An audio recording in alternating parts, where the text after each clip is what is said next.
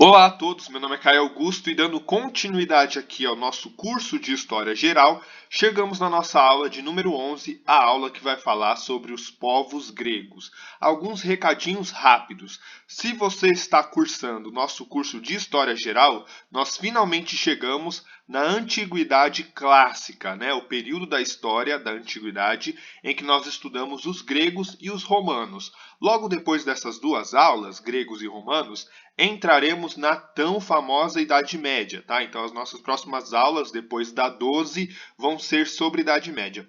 Se você está cursando o nosso curso de povos da Bíblia, saiba que essa aula de número 11 é a nossa penúltima aula, a aula que vai tratar dos gregos. Depois nós teremos uma aula sobre os romanos, que é a última aula do curso, e aí finalmente, né, encerramos o curso e lá na nossa plataforma do Google Classroom terão todas as instruções para você conseguir o seu certificado, certo? Basta fazer uma provinha rápida, enviar para a gente pelo Classroom e você consegue o seu certificado. Lá na plataforma terão mais informações. Bom, vamos começar então aqui com a nossa aula de gregos, né? Eu já dei aqui alguns spoilers sobre a aula, mas como sempre a gente começa com a nossa definição, tá? Bom, eu já dei aqui um spoiler que nós estamos entrando na Antiguidade Clássica. Lembra na nossa aula de Mesopotâmia, na nossa aula de História Antiga, que eu expliquei para vocês as divisões da Antiguidade, Antiguidade Oriental, Antiguidade Clássica e Antiguidade Tardia? Pois bem, Antiguidade Oriental, a gente fala do modo de produção asiático, né? E das civilizações do Antigo Oriente Próximo, Egito, Sumérios, babilônicos, etc. Na Antiguidade Clássica, a gente vai tratar de duas civilizações específicas, os gregos e os romanos. Ora, o que eles têm de diferente para serem chamados de civilização clássica, etc. Bom, primeiro que é nessas civilizações que a gente tem o desenvolvimento da filosofia, do direito e também o desenvolvimento de uma cultura clássica, tá? Uma cultura que vai ser predominante aí para a nossa civilização ocidental. Mas não só isso, é entre os gregos e romanos que nós temos o desenvolvimento de um novo sistema econômico e político, que é o sistema, né, o modo de produção escravista, tá? Então os gregos e os romanos, eles não fazem parte daquele sistema que a gente trabalhou na aula de Mesopotâmia, do modo de produção asiático, tá? Os gregos e romanos, eles inauguram um novo tipo de modo de produção, que é o modo de produção escravista, tá? Essa aula de gregos provavelmente vai ser dividida em três partes, em três vídeos, porque é um conteúdo muito longo, um conteúdo muito extenso. Nesse primeiro vídeo, eu pretendo explicar para vocês justamente o modo de produção escravista, quais são as suas inovações, o que ele traz de diferente em relação às civilizações anteriores, certo? Então vamos dar uma olhada aqui no modo de produção escravista, tá? Bom, o modo de produção escravista, como o próprio nome diz, se caracteriza o quê? Pela predominância do trabalho escravo, né? A gente tem a predominância do trabalho escravo. Qual que é a diferença disso para o modo de produção asiático? Bom, eu falei lá na nossa aula de modo de produção asiático que a escravidão existia naquele período. Os egípcios tinham escravos, os hebreus também tinham escravos, os sumérios tinham escravos, os babilônicos tinham escravos. A diferença é que essa escravidão no modo de produção asiático não era a base do trabalho humano, tá? Não era a maior parte do trabalho, não era a maior parte da mão de obra de trabalhadores naquele período. O grosso dos trabalhadores no modo de produção asiático são servos, são aqueles que estão naquele sistema de servidão coletiva, né?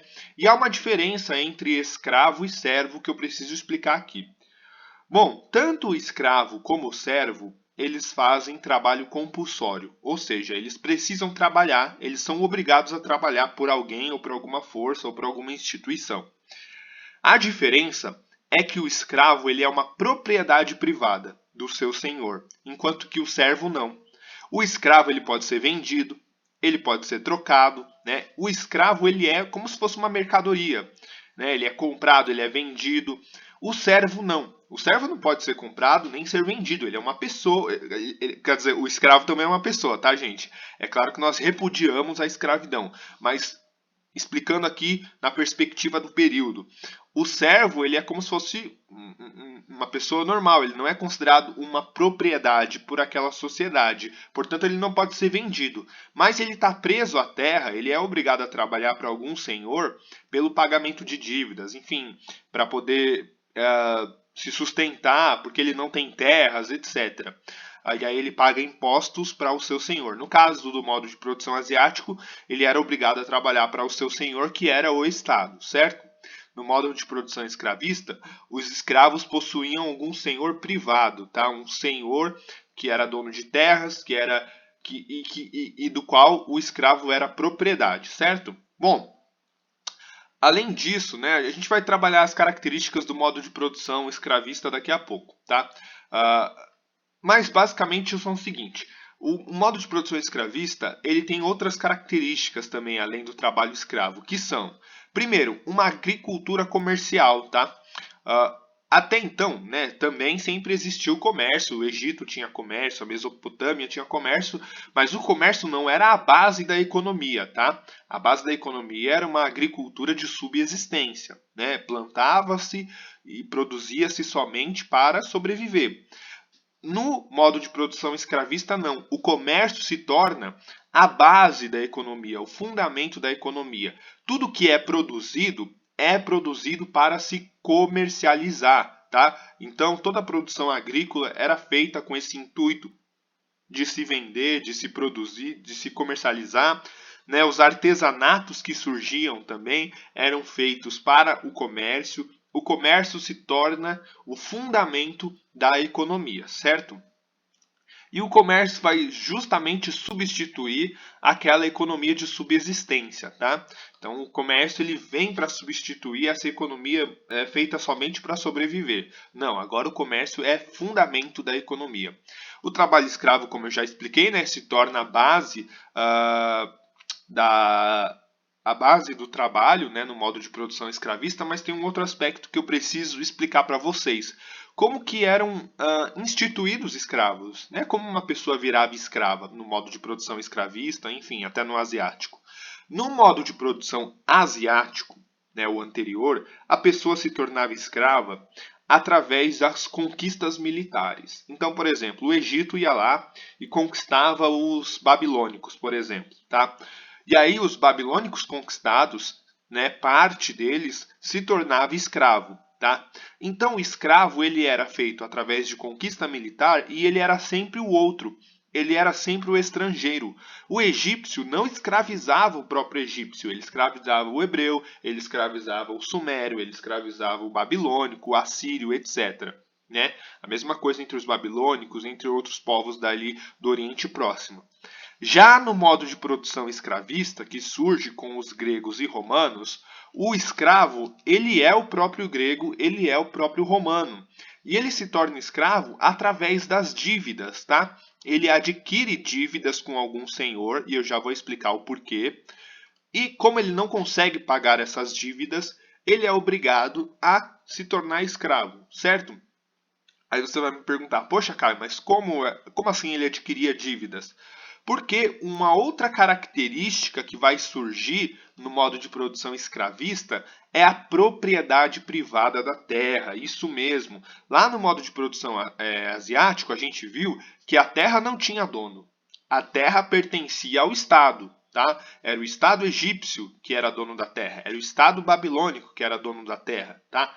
E aí por isso que tinha a servidão coletiva, porque todos trabalhavam para as terras do Estado, ou seja, todos trabalhavam para o Estado. Aqui no modo de produção asiático não, no modo de produção escravista, perdão, não. Aqui a gente vai ter um proprietário privado das terras, tá? Algum senhor vai se apossar das terras, as terras vão ter um dono e por conta disso, né, aqueles que não tinham terras eram obrigados a trabalhar nas terras, né, de alguém que tinha terras.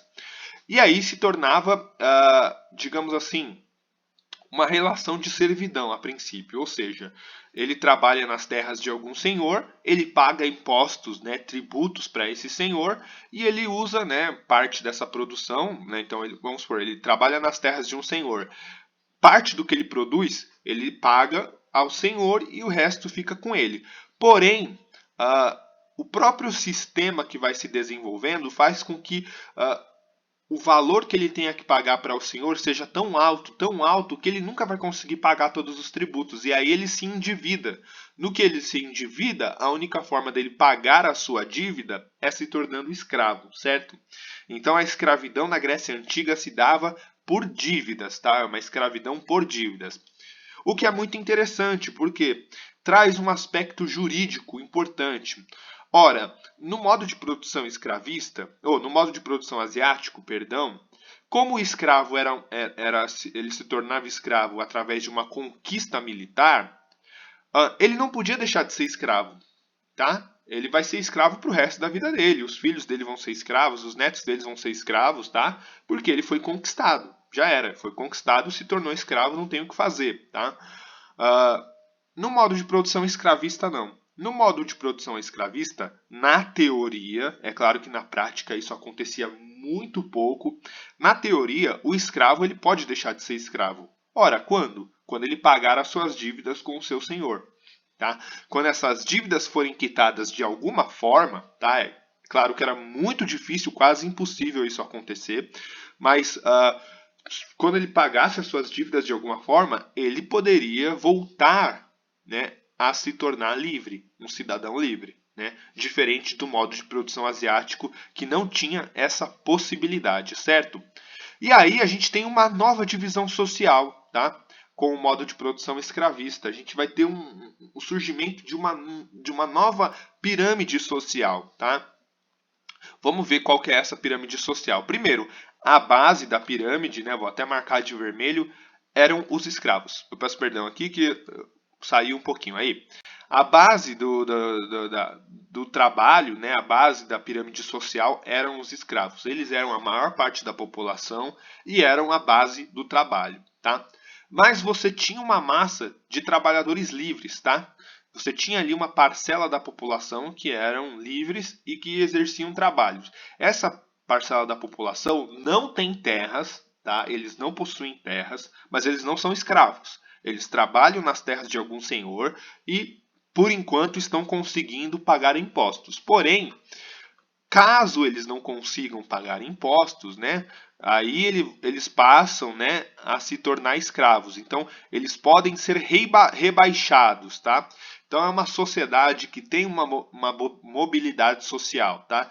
Mobilidade social para baixo, não para cima. Dificilmente um trabalhador livre se tornava comerciante ou um escravo se tornava trabalhador livre e depois comerciante, não. Isso raramente acontecia. Tem um ou outro caso, mas é raro, tá? Mas é perfeitamente possível um comerciante se endividar também, se tornar um trabalhador livre, se endividar também e se tornar escravo, tá? Isso acontecia. Bom, depois nós temos a classe dos comerciantes, tá? Esses comerciantes, aí sim, eles possuíam terras, né? Até alguns deles possuíam terras, ou eram comerciantes que não possuíam terras, mas trabalhavam com artesanato, tá? Faziam algum trabalho artesanato, né?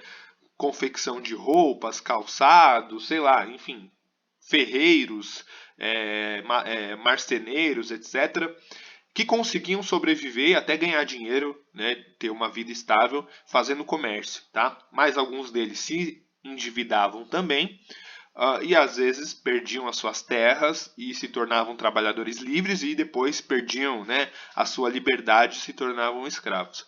E por fim a gente vai ter uma aristocracia, essa aristocracia, a maior parte delas, donas das maiores terras, né, de grandes propriedades de terra, né, latifúndios, que por terem uma quantidade imensa de terras conseguiam ter uma produção muito maior, possuíam escravos e dificilmente perdiam essas terras e, enfim, e dificilmente se rebaixavam. Mas há casos também, tá, de aristocratas que se tornaram comerciantes, trabalhadores livres e, por fim, escravos, certo? Então, essa é a pirâmide social, tá, desse período.